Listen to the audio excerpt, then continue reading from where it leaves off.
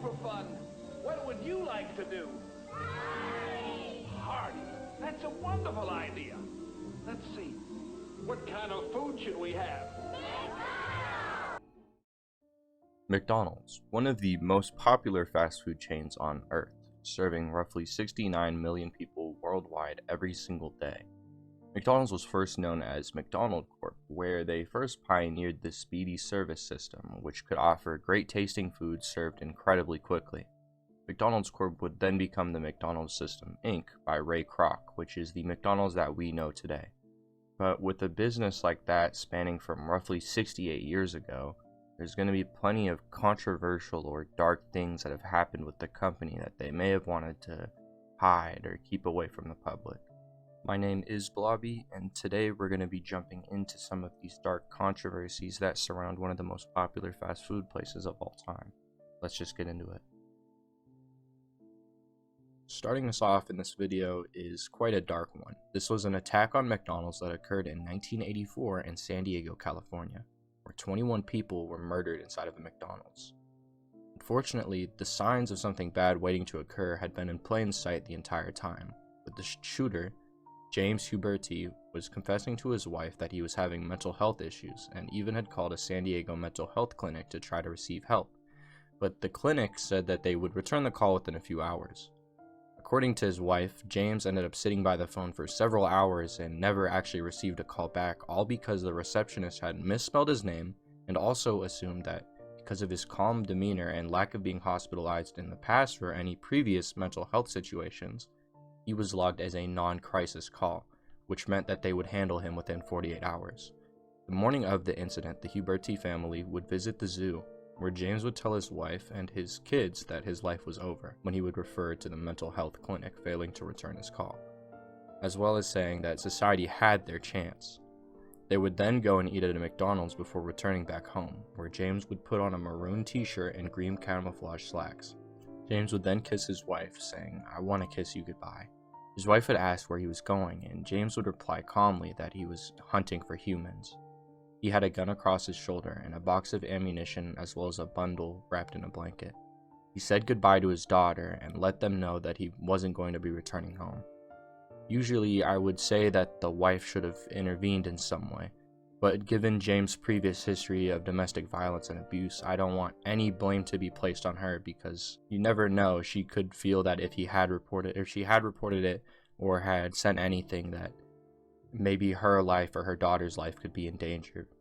Unfortunately, it means that a person like this was able to get their hands on a weapon that they used to attack other people. I want to say rest in peace to everyone that had lost their lives during this attack, and reading about the ages of the people who were my age or even younger than I was, it's just horrific that their lives were cut short on that day in such an awful manner.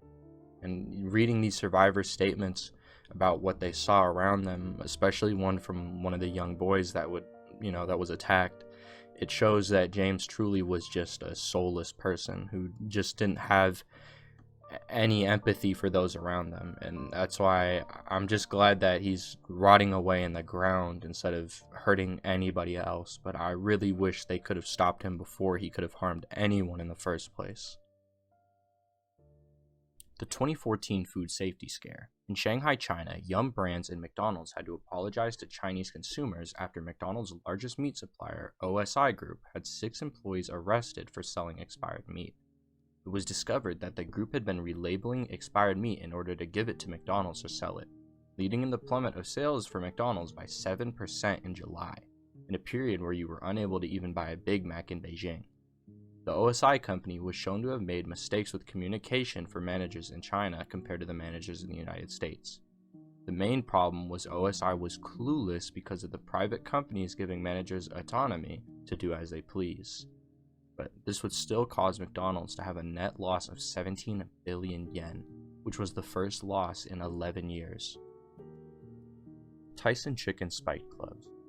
This was something quite dark. Tyson's Chicken was forced to drop a chicken supplier after a video leaked depicting chickens being beaten and impaled with makeshift clubs spiked with nails. The chickens were then thrown into buckets to die.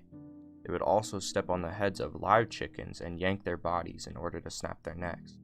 This video pretty much depicted just intense animal abuse, and I won't show any footage given the fact that I didn't even want to see it in the first place, but I can link the article that has the video in it in the description below.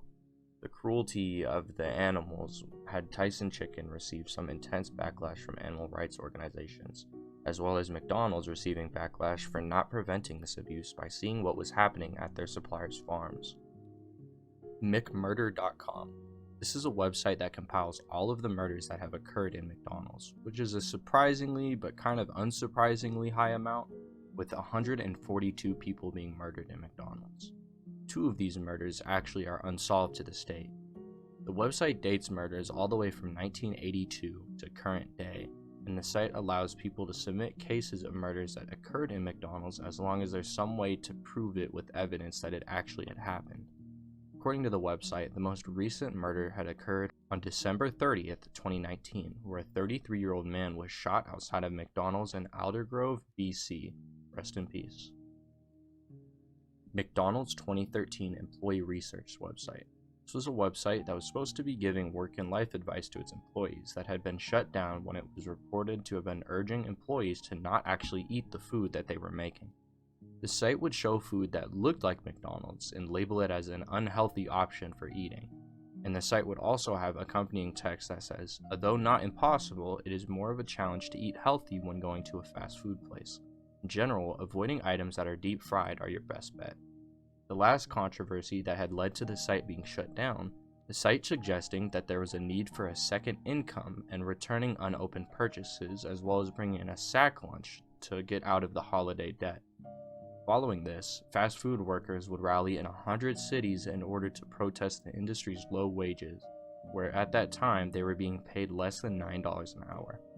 The McDonald's president would also have a public face-off with an employee named Nancy Salago, who was a single mother from Chicago, where less than a week later it would be found that more than half of fast food workers were enrolled in one or more public assistance programs, costing taxpayers $7 billion annually.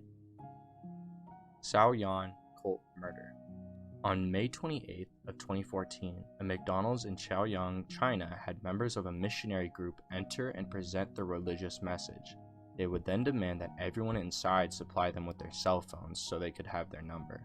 When a salesperson, 37-year-old Wu Shouyan, was waiting for her husband and son, she refused to give away her phone. She would be attacked brutally, the missionaries threatening everyone inside of the McDonald's if they had attempted to help or interfere. She would eventually pass away from her injuries. The attack was caught on camera and would be widely shared online. The perpetrators would be arrested and still believed that even after they had attacked this girl mercilessly, they had been doing what God would have wanted them to do in order to get rid of evil. Lima electrocution deaths. In December of 2019, 2 teenagers, Alexandra Inga and Gabriel Zapata, were found electrocuted, causing heavy scrutiny for McDonald's about their treatment of workers around the world.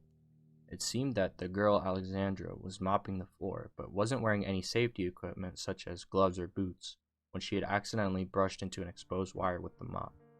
It's a truly horrible situation that could have been easily avoided had McDonald's properly trained and made sure employees with little work experience were taught correctly. This video was short, but hopefully you were still able to enjoy it. I enjoyed researching most of the topics in this video. It was very interesting to learn about these dark things that I had never heard about before. But some of them definitely changed the way I feel about McDonald's and people as a whole. Especially the Xiaohan murder, where that woman was just attacked in broad daylight with so many people around and nobody was able to help her. It just really shakes me to my core. If you did enjoy this video and maybe want me to have another part to this series, let me know by liking the video. If we hit 50 likes on this video, I'll make sure to get a part 2 done as soon as I can. Hopefully I'll see you soon in the next video. I love you all and stay safe out there.